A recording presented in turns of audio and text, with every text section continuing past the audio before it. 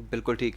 अभी जैसे हम बात कर रहे थे ना मानसून की हालिया बारिशें 250 से ज़ायद इलाकते हैं, और फिर लोग सवाल उठाते हैं, देखें जी वो एनडीएमए आपने बना दिया था और उसकी मौजूदगी के अंदर उनको शायद अरबों रुपए के फंड्स भी मिलते हैं, लेकिन इसके बावजूद देखें इतनी सारी इलाकतें हो जाती हैं। तो लोगों को थोड़ा सा क्लियर करने की जी ज़रूरत है मैं आपको कितने बताता बासर हूँ, इदारे जब मैं फिर भी एनडीएमए में था इतनी तबाही। तो एनडीएमए का नॉर्मल बजट जो था वो तकरीबन 350 मिलियन रुपीस था, 35 अच्छा। करोड़ रुपए के करीब था। टोटल। और टोटल बजट साल का जो कि तकरीबन 30 मिलियन के करीब वो तनख्वाहों में चला जाता था साल की। तो फिर आपके पास क्या बचता था? मैं वही आपको बताने लगा। एक डिज़ास्टर रिस्क मैनेजमेंट फ़ंड के नाम से एक फ़ंड था ठीक। जिसकी टोटल 250 मिलियन की वो थी। कोविड जब शुरू हुआ, मैं ये भी क्लैरिफाई करना, अभी मौका मिल गया तो मैं इस पे बात करूँ। ज़रूर।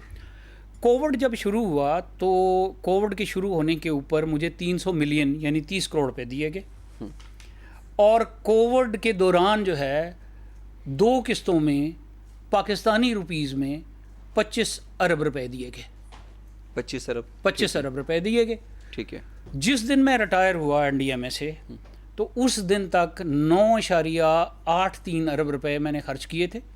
बाकी वहाँ पे ही थे। बाकी कैश में उधर मौजूद थे उस दिन। ठीक है।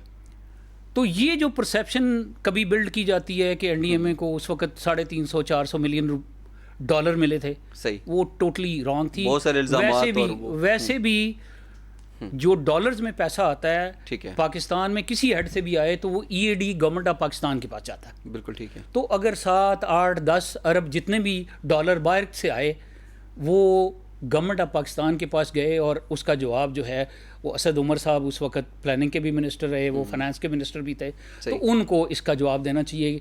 या ईएडी के मिनिस्टर थे खुसरो बख्तियार, उनको इसका जवाब देना चाहिए कि वो 7 या 8 अरब डॉलर जो हैं वो किस तरफ गए थे। बिल्कुल ठीक।